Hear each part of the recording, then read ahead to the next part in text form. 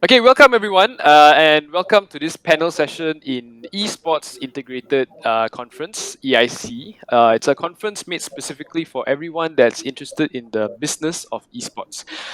Organized and provided to you by ESI, Esports Integrated, together with the Malaysian Youth and Sports Ministry (KBS).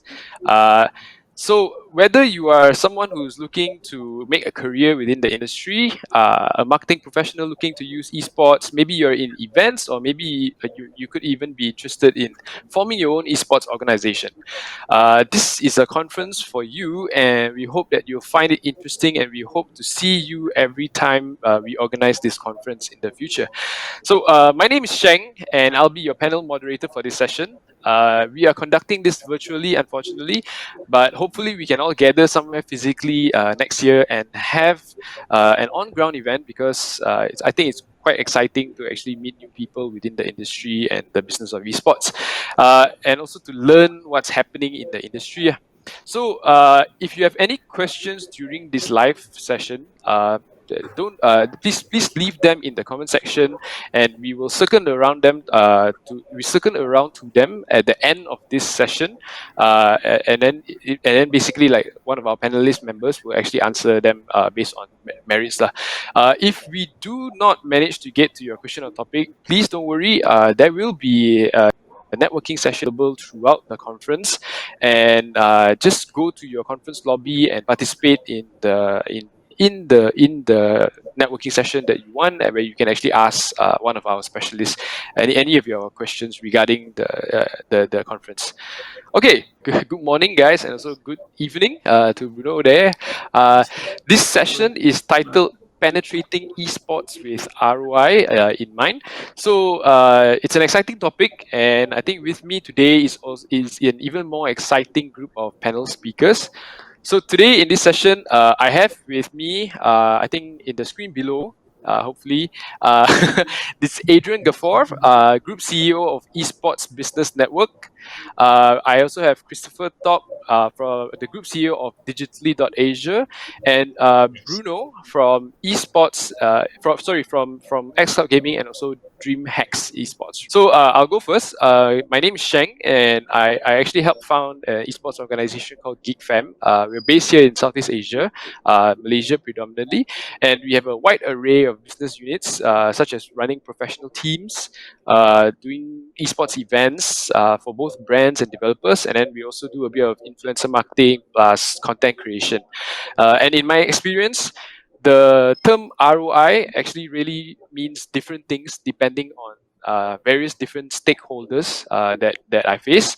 And so basically, it could be everyone from a potential investor to, let's say, like a brand sponsor, a marketing professional, a player. It could be a team owner, or like game developers in some perspective as well. So like all of them have different wants and needs. So just to give everyone who's watching a bit of context, maybe we can go in a round, starting from Adrian to Chris and then to Bruno. Please just give me a brief history of your background and what you currently do, and then like in terms of stakeholders that you face on a day-to-day basis regarding the topic that we have today, like who are they, and what are some of their concerns when it comes towards ROI. So Adrian, off to you. Yeah, sure. Hey guys, good morning slash afternoon. My name is Adrian. I'm the Group CEO of the Esports Business Network. All right. So before we go into exactly what my company does, let me tell you a little bit about my past. So I'm from the advertising industry. Grew up in New Zealand, came back to Malaysia closer to 11 years ago now. Have always been in advertising and marketing. So was in Grey Group, having a couple of accounts there, namely being British American Tobacco and a couple of other brands within the agency. After that, left and joined a little startup called Says, not so little anymore. And then obviously got the startup bug and jumped out and started a company called the Gaming Company. All right, and of course now we evolved into the Esports Business Network. So the Esports Business Network was a merger between the Orange group of companies and the TGC group of companies. Essentially, what we do is we are kind of primed to unite the world of gaming and esports with brands globally. Everything that we do is marketing focused. We're an esports marketing focused group. We've got multiple different entities. We've got an esports marketing agency, the first in Southeast Asia, currently the leading. It's the gaming company, TGC. We handle everything from esports brand planning to esports strategy, all the way down to content creation, production, broadcast, as well as campaign management, tournament operations, so on and so forth, completely in-house.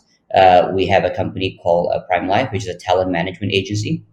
We help facilitate and create the bridge between brands and talent within the esports market. We have Orange Esports Cafes. We own 25 cafes in the market currently. We are the market leaders, about 1,500 PCs running 24 hours. If it was an MCO, right? So we have that business. We have Orange Esports. We're one of the leading esports team organizations within Southeast Asia. Currently have a PUBG mobile team as well as a FIFA team and a mobile agency. And recently, we've dabbled into large-scale venues. So we've currently just launched something called the EBN Esports City. It's a 65,000 square feet establishment. We've got a 1,000 capacity esports arena. We've got green screen studios available for business operations and rentals, as well as engagement and community areas. We also have, I think it was in a press about 2 months ago now, we're launching esports community F&B, which is a new segment of our business. We concentrate on bringing that youth and gaming lifestyle up to the forefront of all of our cafes, launching with Liho Pin Tea or Liho Tea, right? Which is one of the biggest bubble tea brands in Singapore, and we bring it over to Malaysia. So in a nutshell, what we're doing is creating this ecosystem, not just for the community, for gamers, but also for brands that want to enter the realm of esports for the first time, or whether they're a pre-existing brand within the esports market. And we help develop strategies, not just in Malaysia, but over 15 countries in Asia and Oceania. So that's pretty much what the company does and what we do. Very, very multifaceted, multiple verticals developed. And I guess a few cases of ROI is really dabbling down into not just the stakeholders, the board, our partners, but also when it comes to brands, about delivering that level one security when it comes to every brand investment or marketing dollar that gets put in, right? It's all about the awareness. It's all about the viewership. It's all about what kind of brand equity can I get, maintain, and earn within that esports ecosystem, right? But also secondary is, what kind of data can I then encapsulate? What kind of data can I have to then optimize my campaigns in the future? That's kind of number one. Number two is dabbling down into, look, at the end of the day, it's great to have ROI, it's great to have awareness, but what about the different set of ROIs like sales translation, right? Moving that needle in terms of market share, moving that needle in terms of sales targets annually. And then lastly, of course, when it comes to a business owner's perspective, even talents, even streamers, right, comes down to that ROI and revenue generation part of things, right? How do we create sustainable ecosystems, sustainable business models within the ecosystem, whether it's with a business like an esports agency, an esports team organization, or dabbling down to content and production, all the way down to talents, and of course, our team organizations. So these are a couple of daily ROIs that we definitely deal with on a consistent basis internally as well as externally. So I think that's definitely enough of me talking about the company, right? I'm going to pass it over to Chris. Wow, thanks. So hi guys, my name is Christopher Tock, and I'm the Group CEO of Digitally.asia Group. And what we are basically a 360 digital agency, been running off based in Malaysia, but we do work with clients all over the Asia Pacific market, including Thailand, Vietnam, Australia, and also even Japan. And the reason why basically we're sitting down here together with these amazing list of panelists is because unlike Adrian, we are sort of like unbeliever. Maybe just about 2 years ago, when we were introduced to this world, it was out of one of the events that we ran in the Philippines called the Philippines Social Media Week. And that's where we actually got to know about Tier 1 entertainment. And if you guys know the names Strike and Elodia, so they were basically there and we met.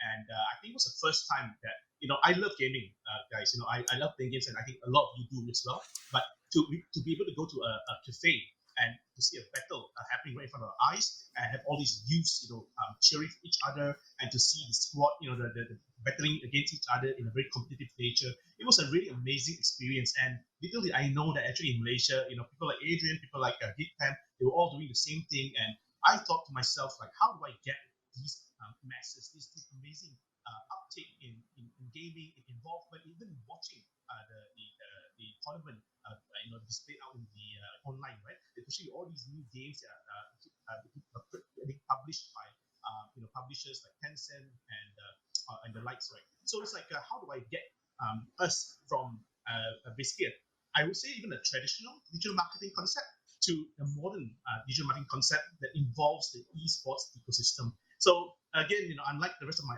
fellow panelists here, I was an unbeliever and I was converted. And from then on, I worked with a lot of these people. I think we've also done workshop, also done communications with brands like Domino's, basically brands that will get a glimpse of what the esports or rather the ecosystem around esports could do for their products and services as well. And so, what kind of stakeholders do we engage then? No different from what we used to do as a digital marketing agency, from the brands, the media, to event organizers, talent agencies, and more importantly, the talent spans as well. So we could see how things were like compared to how it was before. Because I come from the blogging background. If you guys are familiar with names like Kenny Sia and Teaserland, these were the OGs of the blogosphere. In fact, I would say the third KOL started with them. And of course, then we have all these new platforms like Instagram, and we have Twitter and TikTok now, being the craze right now. I saw how, from what they were sharing their life stories to become something like a professional and to be something like a brand ambassador or even an advocate for anything that they believe to be true. And of course, I do realize that there are a lot of dramas that come along with it. Some may say dramas are created purposely to develop these kind of like views and what we call as entertainment, right? Or what I like to call as entertainment. So I believe that in the esports system, it would exactly fill the gap in this manner. But instead of just like, okay, this lifestyle, this like maybe a very different niche, I believe that sports through the gaming world will become, I suppose, I would even say something that's going to be palatable, for everybody. Different games for anyone, for different people, but eventually everybody will be playing games and everybody will belong to a virtual world where everything we see, taste, touch, feel will be seen in front of the computer, or at least in some sort of haptic sensors, right? I mean, you all heard of gloves that we can even feel and touch things. So this is the reason why I'm into esports, and these are the stakeholders that I'm convincing so that they invest more into the ecosystem, and hopefully we all get a triple win out of this situation. Thanks for listening. Great. And over Bruno, to you. on to you. Oh, hello, you all. Hello, all the participants here, my mate here doing this conference, and all you spectating this amazing event. I'm here from Brazil, and I will say a little about me for my background. I'm bachelor degree in game design, and I am a game lover since I was kid, and I always know that I wanted to work with a game business. So I want to grow up and act in the games market. So after my college, I started searching for some work, and I found me in a advertisement agency, a worldwide one, calling McCann Erickson, that years later was fusion with W Brazil from Washington Olivetos. It's a great marketeer, and I started working as with media in there on this advertisement.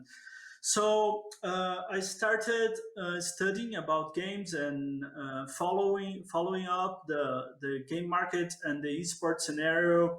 But here in Brazil, the sports scenario pops up a little bit later than the Asia market, and I've always seen the sports market on the other side of the globe. And also, I started playing I started playing League of Legends, for example, when I saw a screen from an worldwide championship. I saw that, and that was a huge stadium with a blue light on my left side and a red one, and I saw what is that? And some say it's a tournament for a worldwide tournament for League of Legends, and I was shocked. And I started playing League of Legends and getting into the esports business. So during my work on the advertisement agency, I know that I must one time stop my work, and this is not gaming. I must recover my path on and my objective on working with games and sports. So I went off from the agents. I stopped working there, so I had to step back a little bit, earn a little less money. But after I stopped working in this advertising agency, I got another job in a Brazilian online game publisher called On Game. And I started there as a GM, so a game master, um, leading with some online games like MMORPGs.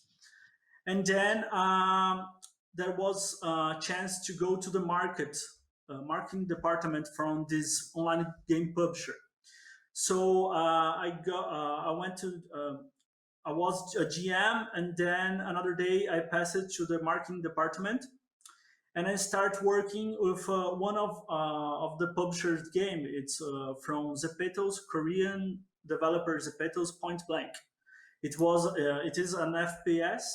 So I start working with some national tournaments and national engagement of these players, and we started to work in the esports scenario for Point Blank. So I started with a little event, some Brazilian selective for teams to go worldwide, competing in a worldwide champions for Point Blank. Also, I was glad to participate and realize the first edition of worldwide Point Blank tournament in Brazil. That was Point Blank World Challenge 2018. For the first time in Brazil, and I participated in the whole project to host this amazing and great event here in Brazil. And I was lucky that Brazil was the champion for this specific event. So it was a great emotion in that. So working with Point Blank, and also took a Brazilian team to dispute the Point Blank International Championship in the same year at South Korea at OGN Stadium, the famous OGN Stadium in South Korea. But we got the third place there, so it's also, but it was a huge experience to took the young players and helping them, leading with the English language and the rules and following up them and go all the bureaucracies on the trip. Later of my work with Point Blank, I got another proposal from xCloud Game, another Brazilian online game publisher, and with his main office based on China. xCloud Game, it's a China company that has his office here in Brazil. It's an online game publisher. They were leading with Zula FPS. It's a Turkish developer for an FPS. So they were leading with the esports scenario for Zula. So Zula stopped his publishing with us, with xCloud Game, and started publishing itself here in Brazil. But also with this new job on xCloud Game, there was DreamMax. DreamMax, it's the actual esports team that I act as a manager. But previously, DreamMax was a esports championship organizer. But as we see the esports marketing gaining more status and popping up and getting the highlights, we stopped doing championships and starting as an esports team. So we took the best Brazilian players from Mobile Legends, Bang Bang, from Moontoon's developer Mobile Legends, and we got the Taiwan top one Brazilian team, and starting going worldwide champions with this lineup. Uh, with that, some sponsors starting to get on us, and we're with that we seen the another money entering from a sponsor.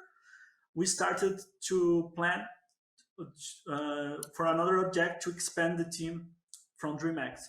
So now I'm acting more to DreamMax team than the xCloud game publishing, and we and I help them. I help DreamMax to get new sponsors, talk with them, planning what they can gain. They can gain with us, and vice versa. What we they put money on us, we get their brands on the highlights on the esports market. So my main objective now, acting as a manager for a team, as I said before, I love games since I was a kid, and Brazil is starting to build his esports scenario. So being part of this journey of helping the national esports scenario, it's a it's something that I can't explain. It's for me it's bigger than money and any other achievements to be part of this construction for the national esport scenario. So here I am now as a manager of DreamMax, is trying to get uh, to expand DreamMax, to get more teams and more sponsor to get his name other seas worldwide to competing. And here I am now. I hope that my teams pop ups in your countries soon in worldwide championships. It's just a little bit of this. Okay, thank you. I mean, you're more than welcome to come to our shores. We look forward to see DreamMax in Malaysia or Southeast Asia soon. uh, Oh, okay, sure. thank you. Thanks everybody. For the guys who are watching, I mean, clearly you all can see that this is a very diverse amount of panelists. One thing in common I think we have with everybody here is that everybody has some form of experience in terms of traditional or more, I would say traditional, still digital maybe marketing, but non esports marketing as well as in the esports context as well. So I think it would be a good way to actually translate some of the esports side to, like, let's say normal advertising or whatnot. Okay, so for the purpose of this panel, right, what I'm going to be doing for the most of it is I'm going to be role playing as a certain group or maybe a target faction within the audience today, and basically I'd like and basically like come up with some of the usual, like, let's say issues that are faced by these groups, and basically maybe you guys can give me a bit more of a perspective on those kind of matters. So to start with, people who are concerned about ROI, I think the obvious one would be for advertisers, sponsors, and also marketers. I just wanted maybe some of your opinions. Maybe we can start with Adrian. So, when it comes to like this particular group, the advertisers, the sponsors, and the marketers, what is it that they're looking in terms of ROI? Like, and more importantly, I think how is it being measured? And maybe if you can give a bit of insights in terms of how is it different from like your traditional advertising or sponsorship as compared to when it goes into esports, that would be great as well.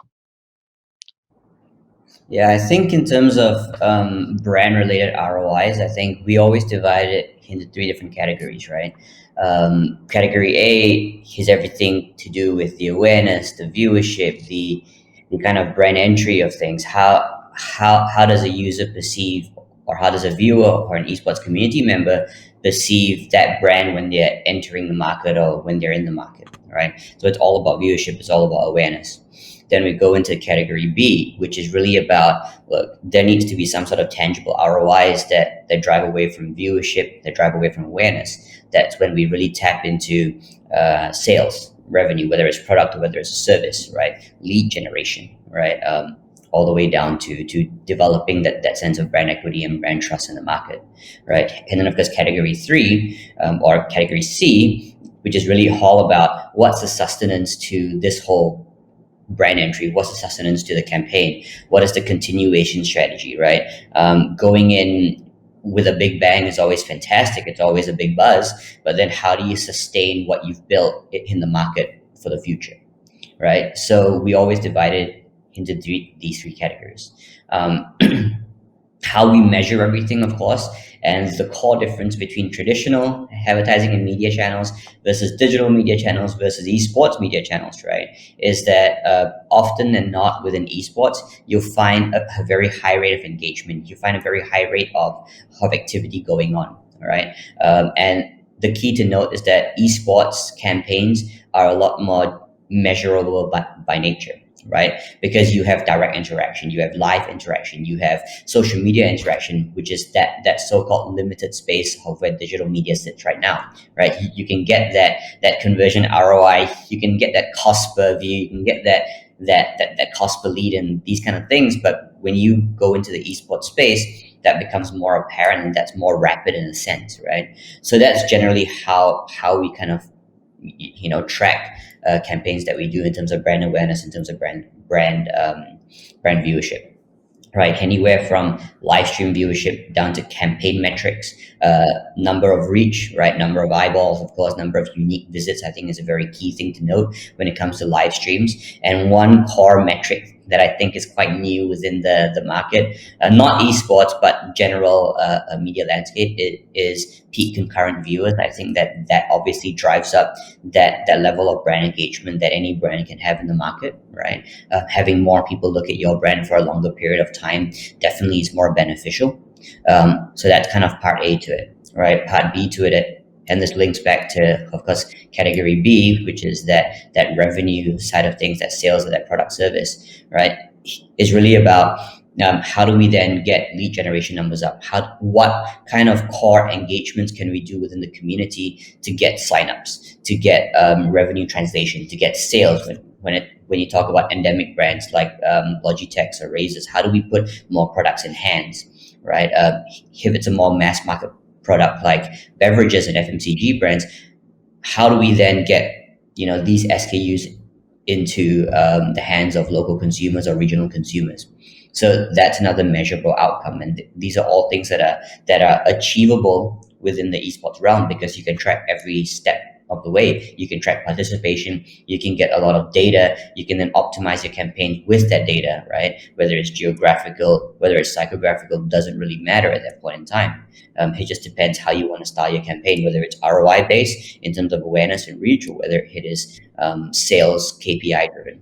And then of course lastly, it's really diving down into how we see that sustainable aspect of the campaign, right? Once we've done campaign A, once we've done campaign B, how do we then take all the data, all of this vast amount of data that we have in terms of participation patterns, in terms of engagement patterns, how do we then create a sustainable esports strategy that can push a brand through, not just when it comes to doing that big bang event and then disappearing, but how do we then do more sustainable campaigns on a social platform, on a live stream platform, with talents within the esports industry, with tournaments that we do, whether it's community related or professional related, right?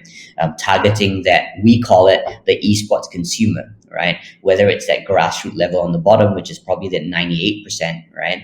And then you go up to the amateur, aspiring, professional category, and then you go up to that esports professional category, which is obviously that 1% of gamers. So that's how we really divide and conquer that ROI sphere when it comes to delivering the results to brands. And Chris, so basically building on what Adrian has just mentioned just now, I think he brought up a few very, very good points. And you coming from the digital background, I just wanted to understand a bit more, like in terms of the audience that is is built into esports for this brand and marketers. Like I think everybody can understand that it's the younger crowd, it's the audience of tomorrow. So when it comes to like ROI, I think he mentioned it in the B part of his point. Basically, a lot of advertisers are looking for like straight away, straight return on ROI and things like that. So like, I just wanted your perspective on that matter. Like, if let's say I were willing to invest in esports, like what should be my mindset going into it? In terms of like like like what can I expect? Like in terms of a direct ROI. Yeah. So unfortunately, the question is not straightforward, right? Like for example, even if you want to work with these platforms, so to speak, the platforms are either going to be like owned by, for example, the publisher, or so the gamer's data are all from the publisher's point of view, or you're using somebody else's, like for example, Facebook or Twitch or account. So if for a company to invest into their own platform, it's going to be expensive. We got the chance to work with companies like Lenovo Legion and media companies, and they all want to do the same thing. They all want to capture this target audience and extract immediate ROI, as you rightly put it. And they don't necessarily want to have spending dollars, or want to spend the spending dollars to generate awareness, to build a team, to sponsor a team. I mean, it's a long call, and unless the company's I suppose vision has to do with like, I want to be there where the young people are. Chances are you won't see that kind of thing happening. So for me, for what I would generally tell these clients who still want to try and get a hit somewhere, basically run campaigns directly with a publisher whose game is already hitting their target market. For example, you would know like PUBG Mobile, who are their target market, the Malay-centric young people, and then maybe a different game would appeal to different market. So I would have to basically discuss with them like based on their target market, which of these games are the most relevant to them, and then after that work out a campaign, like a very simple campaign that involves in-game marketing to their current users in their in their system, like in the game itself, and also using KOLs to also play those games to create awareness out of the game itself. So this one is typically, I think, one of the most I suppose easiest form. However, it's not easy because then you would have to know the publisher. You would have to make a good deal, a win-win situation between the publisher and the brand itself. And these things is usually why companies like us exist, right? But people like us exist so that we can form this relationship, and then they can see the results. Like for example, Domino's as a company will be able to see how many people will purchase their specialized Domino's package when they purchase this use promo code, and you get an in-game item at the same time you get food delivered to your doorstep. So this is for me one of the most direct ways of getting results. Right. Okay, cool. You brought up a few big, very big points there. I think like you said, like when it comes to advertising, the esports ecosystem is very, very big. So like you need to have a couple of facets, and like I think a lot of advertisers, what they don't realize is that if I do something like what you mentioned, like influencers, then that's just one aspect of sort of putting your A&P money into esports. But then it required maybe a step like maybe like you said, mentioned just now, game integration before, like to gain like maybe the number of awareness before actually you can switch it to that. So just bringing Bruno into the conversation here, like in terms of everything that was mentioned by Adrian and also Chris, like is there, like from a team's perspective specifically, because of DreamMax, how relevant are all these to you as a team manager? Yes, I agree with all of them. It's great points you said, and affirming what you said. I don't know for you, but our audience, it's males 18 to 34. So it's the youth generation. So they live on the digital world already. They don't watch TV anymore, and the papers media, it's obsolete. Only adults and more or collectors are going to the offline media today. So they they pass most part of the time on their mobile phones or PCs and tablets. And in the digital world, getting the investments we put on the team. The main objective must for us for DreamMax and I guess for all other teams, it's to getting more popular. Not only reaching the first place on championships, but participating in as many great championships as possible, being around top 5 at least or top 6, not the first place. So with this routine on participating on championships and getting more popularity to the team, we have more awareness, more reach. We can reach so much more people, and doing this digital putting this investment and getting more popularity, you get more numbers. So also here in Brazil, esports, it's something of the highlights. It's a new thing, a new kind of media. So they're not know much, but they they must be on the esports in some way. So the brands wants to be wants to say we are on the esports, because it's I know the Asia market, it's more it's more in front of it's more realized in the sports market, but here in Brazil it's kind of something new. So the brands get crazy with esports, and seeing the numbers growing so fast for esports market, so they want to be there. DreamMax has, for example, Exchange Bank. It's Money Corp, one of our sponsors. It's Exchange Bank. It's kind of difficult for talking with the youth, but we talk with them to maybe doing some pills, because they are a new brand, they are a new bank, so they want the main objective of this company, it's to get noticed, to get in the share of mind, to penetrate with that, and say to the world, here I am, in many forms. So with the popularity getting more, as they said before, Adrian said before too. We have the promotional codes in the digital ways. We have the QR codes, the quickly QR codes, ready buys. So with the popularity of the team, the players also get popularity, and then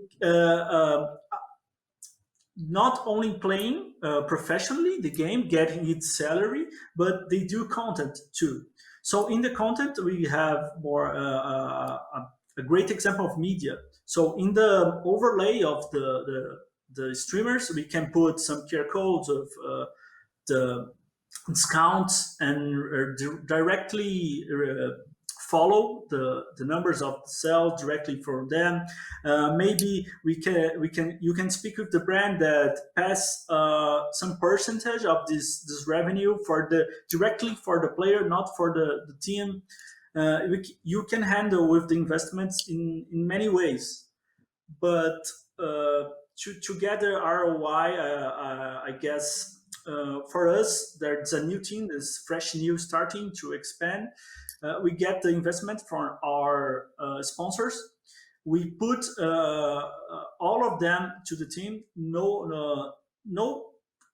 Now we have not much profit on that, but we have a loop of passing the investment and getting more notes as a team, and get more popularity, and this start reaching new sponsors, and you get a new kind of it's a new kind of profit with the new sponsors, and we get this loop of investments in our team. It's a little bit like that. Right, So okay.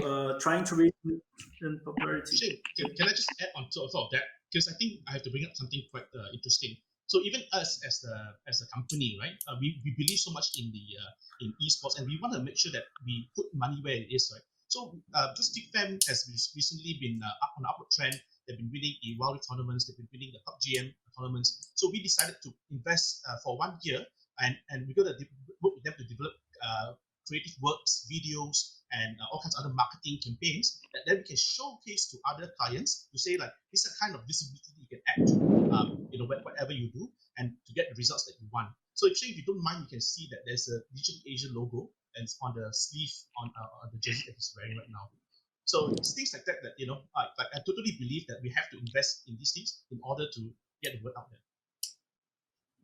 Right. Okay. I think thank you guys. One point that I found particularly interesting is that popularity for team owners. So like the ROI for an esports team would be in terms of popularity, I guess. And basically, in turn, you look for sponsors or advertisers who, to them, ROI would be like what Adrian has mentioned just now. Your viewership, your sales, and all those kind of things on the brand related kind of things. And then like for your players, basically they sort of they train hard, they work hard so that they can become popular in terms and then basically give popularity towards the team. So it's kind of this ecosystem here that I'm realizing that basically we can actually surround ourselves with moving forward with our conversation. So I just wanted to ask to anybody that's interested in answering. I'm an advertiser, but I'm new to esports, and but I'm really interested in investing in it. Where do I start? So I think we get asked this question a lot, right? Like we love esports, we know it's the next big thing, we know it's here now. How do we go into the industry, right? How do we go into it? What do we do, right? Can I think the first question that I think every brand needs to ask themselves is, what is my key objective, right? Why am I going into the industry? Am I going into it because it is the current trend right now? The answer should be obviously yes, but do I also see it as a future opportunity of where I start to grow my brand, right? Creating brand value for myself, right? And I think once those baseline questions are answered, then we can move on to the more tactical approaches. Now I know that I want to go in. Now I know why I'm going in, because I want to tap into, we call this internally the forever generation of consumers, right? We term it this way because every consumer that grows up right now from day one is incepted with technology from their birth, right? Whether it's waking up because of their alarm, whether it is turning on Waze, I know I do, to collect points every time on the way to work, whether it's gaming with your friends during lunchtime, all these kind of things. Like gamification is a form of gamification, and it's a form of the way that future generation is going to perceive life, right? So why did I bring all this up? Because for a brand to come into esports, right, it's a very similar trend. How do you want to go into it? Do you want to target the professional teams? Do you want to target that top 1%? Do you want to target that grassroots or the aspiring gamers, which is the bigger tangent of the market, right? These are all things that help derive your esports strategy, which is part 2 to it, right? How do we then take your objective? I want to increase my product sales. I want to increase my service subscriptions. I want to increase my lead generation, and then turn that into viable campaigns. And all these things boil down to what your particular campaign is at that point in time. A good example of this, let's say a PC brand or a hardware brand just launched a new laptop. The first thing they want to do is build brand awareness, right? They need people to know what the product is about, what the product can achieve. Then they will associate it to the relevant target market. Maybe because it is a laptop, they don't want to focus on mobile games or console games. They want to focus on PC-driven games, so that you have a baseline direction, right? Let's say they want to focus on graphics cards that perform and so on and so forth. Generally, you would focus on FPS games like Counter-Strike, like Valor, and so on and so forth. Then you want to focus on the 144 Hz monitors that they have, the cooling systems. All that boils down to how you can craft a very tactical approach to an esports campaign. So although you are producing an esports tournament, you're taking it one step out to say, I'm creating content about my product. I'm creating content about my product in relation to the community. I'm getting influencers to come in, right, has a sub-vertical to my campaign to say, look, this is the great laptop. This is the best laptop to be using for these particular games. And then I'm getting the players and the participants to come in and say, hey, look, I'm reinforcing this, right? Not just via the tournament because I'm playing in it, but also doing product experiences, right? So that's that 360 campaign. That's how we would go in and how we would build strategies for brands, right? We will always ask, why do you want to come into esports, right? What is the core objective? Let us go away. Let us customize a strategy for you to then be able to meet your end goals, whether it's viewership, whether it's reach, whether it's lead generation, whether it's sales. I have a shorter Right. answer.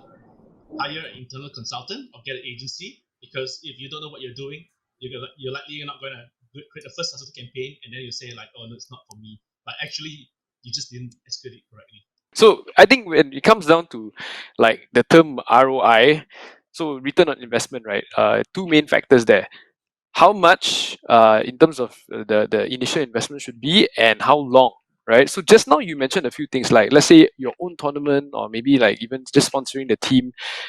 Maybe you can give the viewers a bit of a context, like, if let's say my budget was small and I was looking at medium horizon, or some sort, or as opposed to, like, let's say larger corporations, like maybe the bank that you mentioned just now, like they have more to invest, and how they can go in with the bank. Like, what are some of the things like you mentioned just now, in terms of like, for the brands that want to like sort of like have a taste in esports versus the ones that really want to go full on? Like, what are the time horizons and the amount of investment they need to put in? With a low investment, we can do a 1 day point show mat in 1 day. 1 day star show mat, 101 with a team. We get a star of we get our lineup, catch 2 players of them, and do a live stream of a competition 101 between our lineup. 1 day specifically in a month. We can offer with a low budget some kind of a little bit a little show. We can do a little show mat with that, or maybe just merchandising with one of our players. They do a live stream and use its product on his. You send for our player one of your product, and they use in the live stream. So here Yep. I'm playing a game. I'm the player, so I take a drink of something. 1 point merchandising, 1 point merchandising, 1 day show mat, something like that, and I'm pass. Yeah, so basically, that would be, I'm guessing, the small, like a small campaign, right? So it's pretty much a seamless, just product integration. The impacts are straight away apparent. You can see immediate engagement, like maybe even immediate sales, and like that's an easy way a brand can enter, I'm guessing, right? So like when it comes to like understanding all this, like what can they do in order to actually get them equipped with all this kind of knowledge? Yeah, I think in terms of like how do brands get educated, and a lot of like MNC brands, FMCG brands, all these bigger brands in the market, they normally have agencies that they currently rely on, whether it's creative agencies, media agencies, like strategic agencies, right? And I think that the first step is for these agencies to really get equipped with the information of esports, not just from an aspect of oh, we need to pitch this campaign, let's go ahead and pitch it, let's see if the client wants it, but more from an informational standpoint. Like they need to understand the ecosystem, understand the industry, understand how to communicate within the industry, and really what's the key selling points of proposing an esports campaign versus a digitally led campaign versus an on-ground campaign. And I think in Malaysia, it's very apparent that a lot of agencies haven't caught up to that yet, sorry to say, right? From a brand perspective, I think what they really can do is, besides, like what Shane said, going to these conferences, right? I think it's really like meeting up with the stakeholders of the industry, right? Meeting up with the EOs, meeting up with the talents, meeting up with the community, meeting up with esports agencies like us, to then define what the overall landscape of the esports industry is. I think that's number one, right? Understand all the facets that a brand can go into, all the verticals that you can dive down in, all the different little segments and micro segments of the industry. And then once you've got all the knowledge, then step back and plan the campaign. Because you can only plan as good a campaign as the information as you have, right? So the first thing is to get all that knowledge in, and look to your brand's current advisors. It's always the esports agencies, it's always the brand agencies, it's always the creative guys, the consultants that need to be the ones that help the brand understand this first. Great advice. Okay, moving on from the topic, I think right now I want to speak from a team owner, or like let's say a manager's perspective. If let's say I'm a team manager and I'm a owner of let's say an esports team or an organization, and let's say I was speaking to an investor or maybe even to advertisers. what is important for me to showcase to them? Like just now you mentioned, popularity is one thing, but popularity is like very, I would say, subjective. So like, what are some of the hard, like things that I need to work towards to and show to my advertisers or sponsors, like in terms of things to sorry, in terms of, like, let's say the metrics wise, for me to like sort of get the campaign or get the sponsorship or get the investment that I'm looking for. So as you start talking of a brand and you want to catch this one potentially sponsor for you, I guess the universal language for sponsors in the first, it's numbers. You can't avoid the numbers. But also you have the popularity. It's a great thing. You can show, first of all, if you can take your team to a goal. So, for example, DreamMax achieved the top one Brazil team on Mobile Legends. So we get on the news. We get some vehicles, media vehicles, talking about this championship. We get this popularity, and we start appearing on the media. This is one thing. This is the second thing. Sorry, the first thing, it's numbers. You show your numbers on SNS. You show how much you can reach. You show your personal player content. Avoid the team. For example, DreamMax has a Mobile Legends team that reached the top one Brazil and go to the worldwide championships. And some of our players, Mobile Legends players, has its own channel at Nimble TV. And inside Nimble TV, DreamMax has his own channel. So our players do content in there. So you must the whole numbers. You show your players' content, and you show your previously and backwards other cases. For example, we took a female showmat for Mobile Legends with a new project that we're starting, like DreamMax Academy, that helps the players in potential to get noticed and to get some start. So they don't earn salary, but they play with our enforcement with a DreamMax. So you can show all your numbers and all your products and all your personal player content. When I say your own products, as I said, DreamMax has DreamMax Academy, and now we are planning DreamMax Selective for a new lineup. What kinds of materials you can show the brand? Also, if you want, if it's a good brand, if it's a branding potential that you want, you want the most, you can offer a little bit without paying anything. We can show can we do a 3 week of content, and you show and you see yourself the numbers, the results, and if you like, we sign a contract with 1 semester with a little we can the bronze and silver pack of our sponsor. Or if you don't want a long period sponsorship, you can do punctual actions with the team. You can pay a little, not a monthly payment or monthly investment. You can pay a one price punctual for one exactly point action. So you take 1 day of live, and you see the results. And if you like, we can sign for a contract for a long time period, sponsorship or other things. Or if you want to sponsor the whole thing, you get the diamond pack, and your brand goes before our name. So brand DreamMax, the whole package. You must show how the many things you can offer, from the lowest prices to the highest prices, the results. Also, they will get the position on uniforms.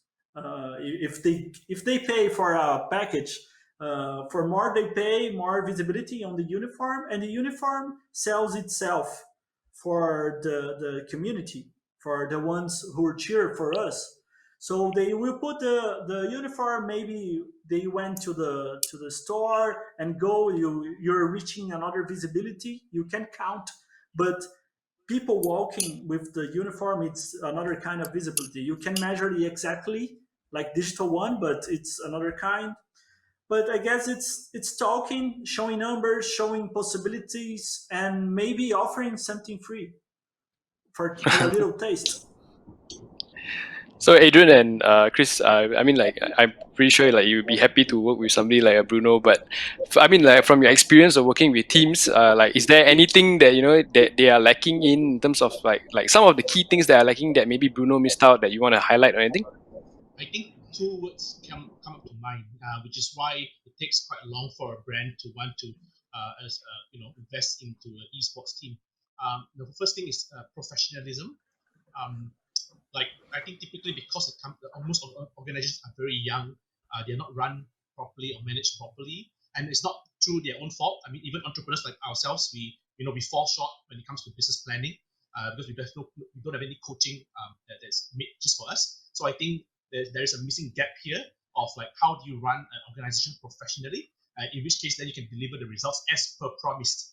Because that's what I've been hearing a lot of times, like that there was no contract made, and there was like some delivered promises, but not being done, and more importantly, the results that because expectation management is so important here. There's no client servicing kind of person that usually manages expectation. Then you fall short, and usually it's not the organization, it's not the management side fault, neither is the client. It's just that the professionalism is not built there. So I think that's one perspective that I think is lacking across all because esports is so young, so it's still there. It's still a problem. The second thing is of course like the ecosystem itself.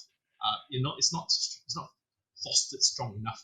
And sometimes I do wish that you have like a big mother that does everything first, everything great, then then you get everything correct, then everybody else will follow, right? But you don't get the situation. You either have to build it from ground up by yourself, which is what I think Adrian is trying to do, or you find it difficult that different pieces of ecosystem are trying to work with each other, and they fall short from each other. So these two things is what's stopping clients, from trying to invest in this ecosystem. Yeah, I definitely agree with the statement. I think that the first thing is professionalism when it comes to esports teams, right? The way, the language that we use, the way that we dress, the way that we conduct ourselves, whether it's on the stage, off the stage, whether it's towards a brand or any form of communication that we have in the market, publicly, it needs to be controlled. Yes, you are an influencer. Yes, you have a personality to uphold, so on and so forth, but it also needs to be to a certain extent positive when it comes to developing the community. Being able to get a brand to trust you requires a sense of maturity, which I feel that rightfully, like what Chris has mentioned, a lot of esports teams, because they are coming up, they don't have the proper infrastructure or the guidance or the coaching. Results often than not in that. And I think number two is, of course, managing expectations. I think Chris mentioned that as well, which is very, very key, right? I think a lot of brands in Malaysia that have sponsored teams in the past have definitely faced this, right? The managing of expectations when it comes to what can we really deliver, what can't we deliver, right? A lot of esports teams come together with the objective of being number one, right? Thinking about monetization and structure second, which is then the problem of then what happens when client deliverables happen. What happens when you lose a tournament and you fall out with your team and then you break up and go form another team, right? What happens to the sponsor then? What happens to the brand that trusts you and invested in you then? That's what I feel that these are the key areas that we definitely need to resolve. And I think that as the esports ecosystem matures, that will slowly be weeded out, right? There'll be more structure coming in. There'll be more case studies and examples from even people like GeekFam, right? That have a proper organizational structure, right? That can be used as an example for any upcoming team in the future. All right, thank you. Great points, guys. Okay, we are sort of running out of time for this session, so I think just the last point from all you guys, I wanted to know if like being in the industry for so long already, is there any partnerships that you guys want to highlight that is like practical? I mean, like it happened before, whether it be with sponsors, advertisers, any kind of relationship in terms of like that worked out very well and provided like good ROI for both yourself and also the partner they involved, and like basically like what was the key success factors that actually brought about that particular relationship? Maybe we can start with you, Adrian. Yeah, sure. I think I guess three core partnerships come to mind. I think the first partnership is really a client agency relationship based. Um, Us and the regional Hewlett Packard team, we established this thing called the Omen Challenger Series about 3 years ago, right? And that was something that was revolutionary because us as an agency, it really amplified our ROI in terms of growth, in terms of value that we could bring to multiple communities. We executed in 15 over countries, and we actually developed a sustainable platform for Omen gaming, right? Not just in Malaysia, not just in Southeast Asia, but across 15 countries, which was a fantastic effort for us.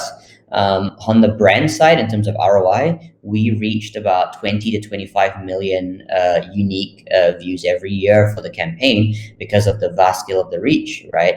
That's number one. Number two, we managed to get the brand awareness, the lead generations, consistently flowing throughout every country with individualized strategies that fit each target market up or each market segment, like whether it's Japan, whether it's Korea, whether it's China, whether it's Malaysia, Singapore, right? And then lastly, I think from a ROI perspective in terms of revenue, which is our category B that I mentioned, we always made sure that we tagged our event alongside a core sales event in the region that we wanted to boost sales on, right? In our first season, it was Thailand, and in our second season, it was Indonesia, right? And one of the things that we really saw here was tangible ROI developed from product sales, right? Not going to mention the figures, but anywhere between the high six figures in US dollars was generated because of this campaign, right? And that was fantastic. So that's kind of one core example. The other partnership that we have that we really, really, really love is the Riot Games and TGC partnership currently, where the exclusive right holders to the Valorant Challengers Tour, as well as Wild Rift collegiate activities in Malaysia, Singapore. And that's really opened up a lot of doors because we're not just able to host a pro league for a new aspiring game title, but we're also able to develop communities from scratch, right? Learning the ins and outs of various markets and various target segments. And for Riot side, they get this localized arm on ground that they're able to leverage, right? Whether it comes to insights, whether it comes to esports execution, community development, right? And then third one is really, I think, organizational partnerships. And when I say that, we don't see anybody in the industry as competitors. For a very good reason. We need to work together to make sure that the pie grows so that everyone can have a piece of the pie and everyone can sustain and survive, right? I know that esports in a lot of places in Southeast Asia is still cowboy town, right? We're all trying to climb on top of each other. But the only way to achieve true growth, right, for the industry holistically is if we all work together for one main goal. We want to grow the industry. We're in here for a reason. And we need to remove that glass ceiling that is currently boxing us up when it comes to sustainability, right? And that's first to band together, increase the revenue brackets, drive more brand revenue in, sponsorship, media rights revenue in. And these partnerships exist, for example, with us and Menensky, with us and Genesis, local players here that we have existing partnerships with that really we help each other to amplify revenue opportunities. And that's what we're really here and we're focused on. It's all about partnerships for us to grow the industry. All right, Chris. Well, I can't testify to any existing partnership because we've just got one with GigFam, and previously we had one with Tier One Entertainment. To say that there has come to some kind of fusion is still too young to mention. We are not as experienced as the network. But if there were one that we would like to have, is one with the government. I don't know if this is by fluke or not, but I recently had a chance to talk about the Ini Bisa Kita. This is a KBS campaign that we were launching to get everyday people to be inspired by what our sportsmen can do.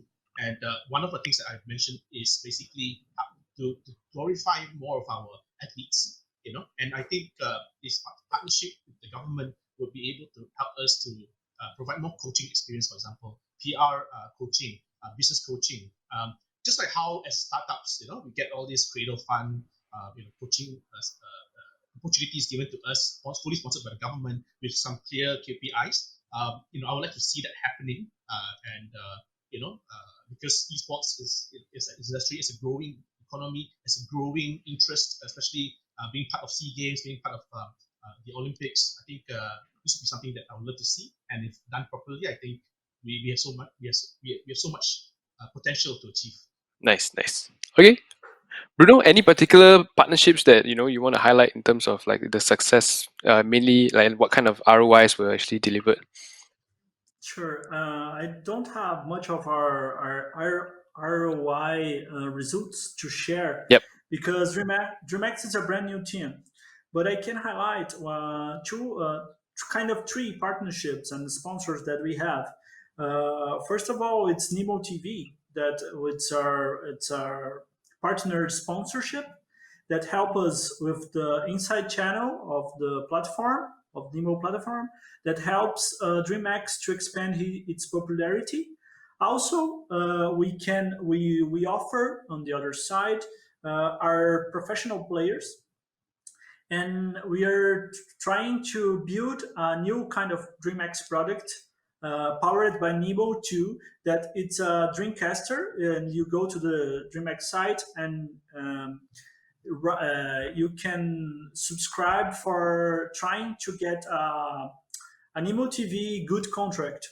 Because with a partnership with Nemo TV, we can resolve with better contracts, with more profitable with the numbers. Yeah, the players or the casters for DreamMax can assign with more rentable, more profitable, more profitable gains with the numbers with Nemo TV, and it's in between with the esports. So inside Nemo TV, we have esports, we have championships that we can participate. Also, we can show our players and our brand inside the channel. Other sponsorship, it's a rechargeable portal.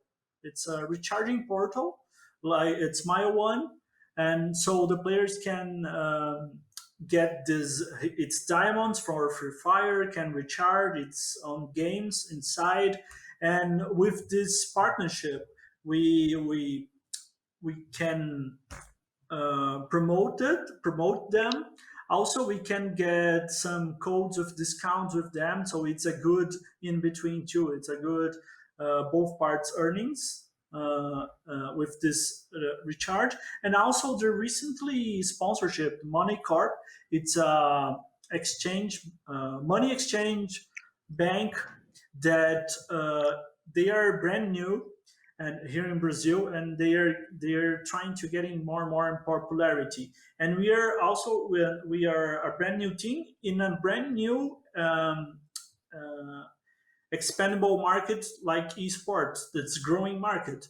So they love it's this kind of sponsorship. We do some deals about the money, and also they can help us with the when we go to the last worldwide championship for Mobile Legends. They help us with the money exchange, and for our players and us to go with them to the money exchange them. Also, we besides we are not the top one of this specifically tournament. We get between 30 and fourth, and we get a little bit of prize too. So when we receive the prize, we have to pay some taxes here in Brazil after gaining a prize in another country. So they can help us with these taxes too. It's not kind of ROI results specifically that I can share, but it's a memorable kind of partnership and sponsor that the both parts can gain. I guess the tricky on getting sponsorship and the esports thing, it's uh, with anything that the brand can offer you, you can manage it to provide them something. And also the point is, with the little of the big amount that this company can offer you, how can you upgrade your team with that? You know, it's just to adding a new topic. It gets this that is the point. So thank you guys. That was great perspective. I think the viewers at home would have been at home, or wherever they are watching it from, would have benefited a lot from our talk today. And uh, I think I'm just gonna say our parting words before we actually end up to the Q&A. So, ladies and gentlemen, once again, we have Adrian Gaffor from Esports Business Network, Bruno Pequeno from xCloud Gaming and also DreamMax, and we also got Christopher Tock from Digitally.asia, and myself, Sheng from GeekFam, moderating this particular panel session. Thank you guys for joining us today. This is all the time we have left for the panel section of this session. And another round of thank you to the Ministry of Youth and Sports Malaysia for organizing this together with Esports Integrated. And we hope that this conference is a success to you. I'm sure there has been a few interesting questions that have popped up in our comment section. So please give us a moment and we'll be right back for the Q&A session. So see you guys in a bit.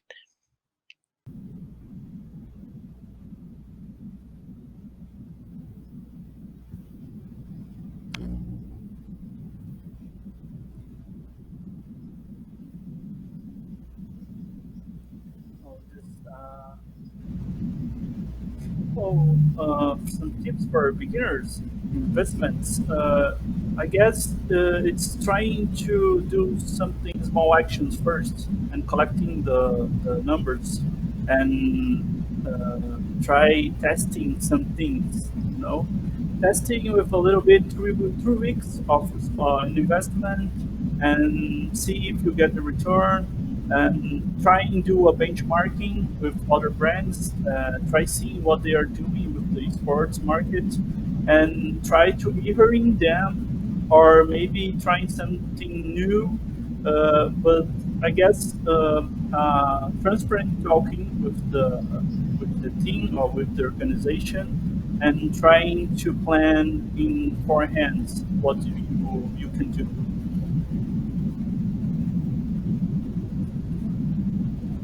Yeah, I think when it comes to like advice to give for esports management and investments, I think the the first thing behind investments is you need to look through all of the hype, right? You need to decide where you want to invest within the industry that is best for business, that is best for your IRR at the end of the day, right? How what business models work in the esports industry, what esports business models don't work, or which ones have a longer return of investment versus which ones are quicker, right? Whether it's developing a platform, whether it's a longer runway, which is managing an esports team, whether it is developing a marketing agency or a production house, right? There's all these different things to consider, right? That would be the first thing I would say. Decide which segment of the industry you would like to be a part of, right? The second piece of advice I would give is really hone down on developing your base foundation and base structure, right? How is the leadership team that you're investing in going to build their future revenue streams and their business models, right? And the realisticness of revenue realization over their projected time frame. I think that is also very, very important. And I think the last thing is you also need to look at the region, right? And your market cap that you currently have, right?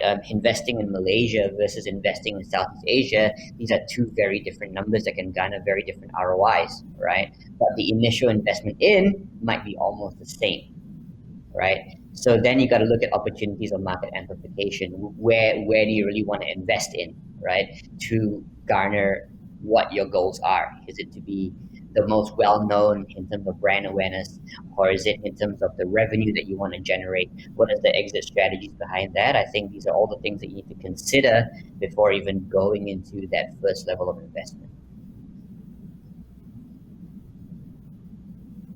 I think I have nothing to add because it is exactly how people who are investing in startups, that's how they started. That's how people who invest in new sort of investment opportunities. It's all basically the same rule and same model where you need to know exactly what you're going to achieve. You need to know what kind of like fund size that you have, and really manage the expectations. And I think most importantly, really on top of what Adrian has mentioned is you got to get people who really know, about the industry. You can't just go in and think that, looking at face value, this is what I see. Again, it's seen through the hype thing, and everybody has their own like point of view. But getting a person who actually knows the ins and outs of the industry is so important when you want to dabble into this, because you might lose everything. So it's something that everyone should take a big importance on.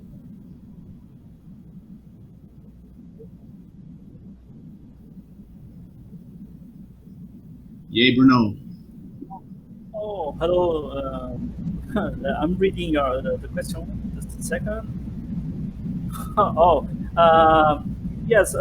My advice. I'm going to be a little bit cliche here, but first of all, never give up. Uh, Try focus on your objective. Never give up from your dreams.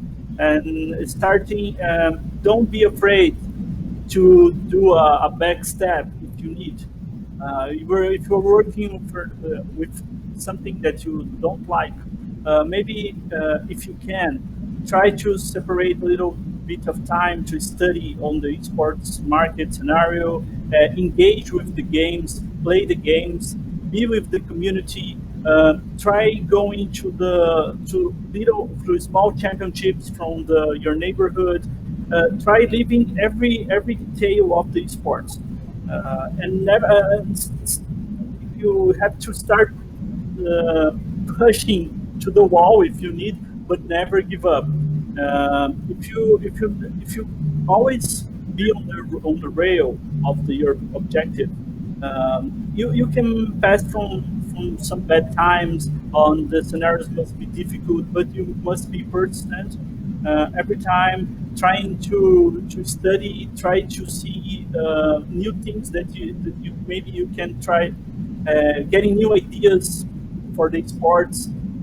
Start messaging the sports organization. Try to realize some championships by your own, a little small ones. Leave everything you can from esports and try studying games and esports and everything that you can reach, and in the end on the game scenario, on the game market, on the esports scenario. But never give up. So straight ahead always.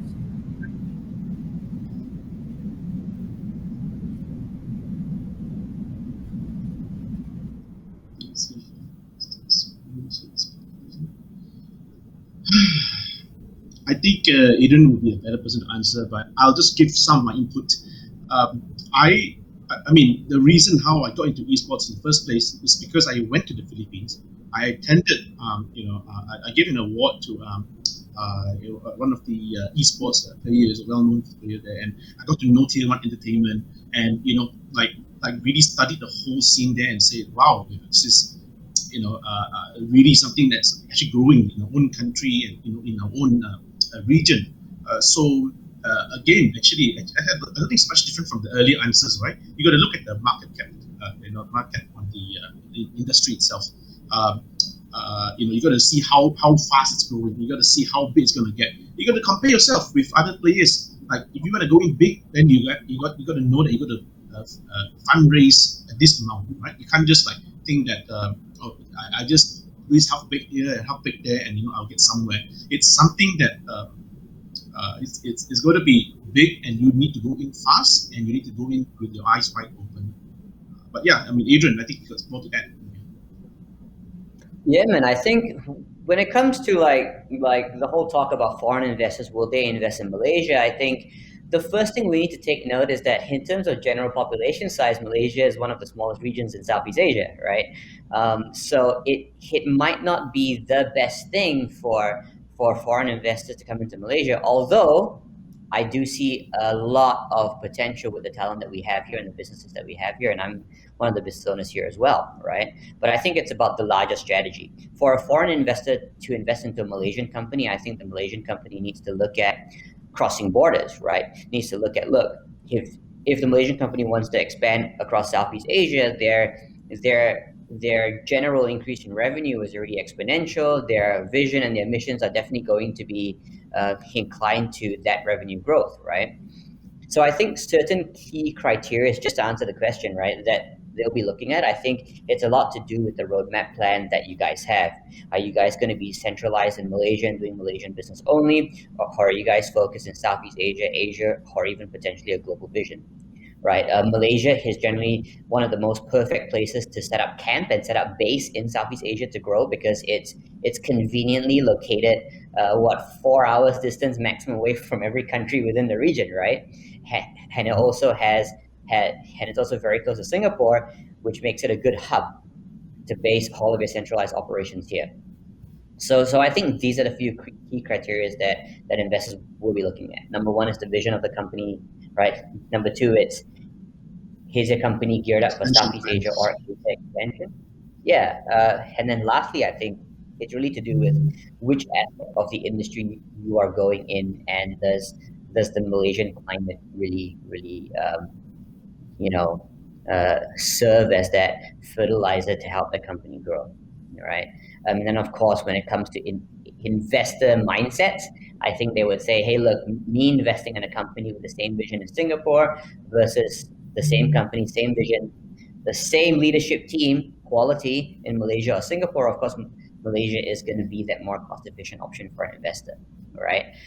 So there's all these things to consider as well. And I think that Malaysia, over the next 5 years especially, is very primed for foreign investors to look at it from that aspect, right? Bruno, Chris, you got one more thing.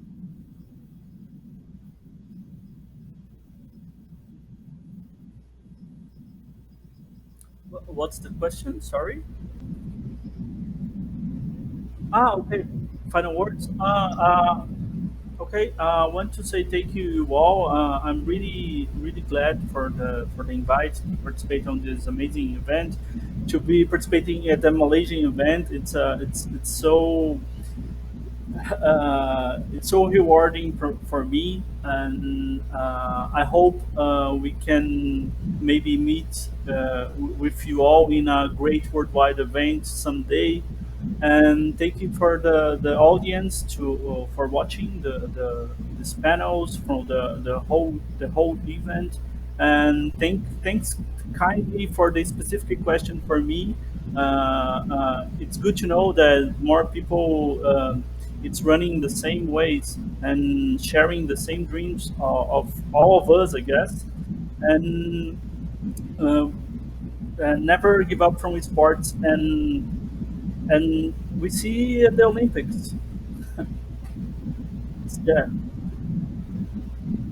So unlike Bruno, who's like really into really changing his whole life, to get into this world, and Adrian, who has been like many years building the industry from scratch, I am like a lot of the people who are now watching this, where it might be very new to us, and it might be very like a surface level, but honestly, it's so exciting. Ever since we've sponsored teams and we've really got to this whole scene, I can relate so much to the young audience. I can see why they're watching. They're watching the games. They're being part of the games, and everyone's being serious about it. In fact, I think the latest tournament was just announced, and the kind of money that the players can win from these prizes. I'm really excited to see what else I'm going to get from this industry, and you can be sure that there's so much things I need to learn from people like Bruno and people like Adrian, and hopefully you and me, we can enter into this world and really benefit from it in all ways, right? Not just for yourself, but also for the community, and hopefully for our country and our region as well. Yeah, I think, guys, thank you for tuning in. I think it was a very, very fun time that everyone had. I think a lot of topics that were discussed were definitely interesting, and I think that moving forward in the industry, just to kind of wrap up esports ROI, right? I think in summary, I think there's a lot of different ways to calculate success metrics within the esports industry, and how far esports can scale to become in the future. I think ultimately it is all about which aspect of the industry you guys want to focus on, right? Whether it's from an investor's point of view, whether it's from a business owner, or whether it's from a community point of view, right? And I think that these success metrics are only going to amplify in the future. I think that esports as an industry is here to stay. I think that it is something that's going to become very viable and sustainable for communities, for business owners, and for brands that want to advertise in the space in the future. And I think that where Southeast Asia is only at the very beginning of the so-called esports boom, right? And if you look at the global landscape, there's a common pattern, right? After what we're experiencing here, it's only going to be that bell-shaped curve all the way up. And I really, really can't wait for that to happen. All right. So thank you guys for joining. Thanks for organizing. Anything. Bye, guys. Take care. Bye. Take care.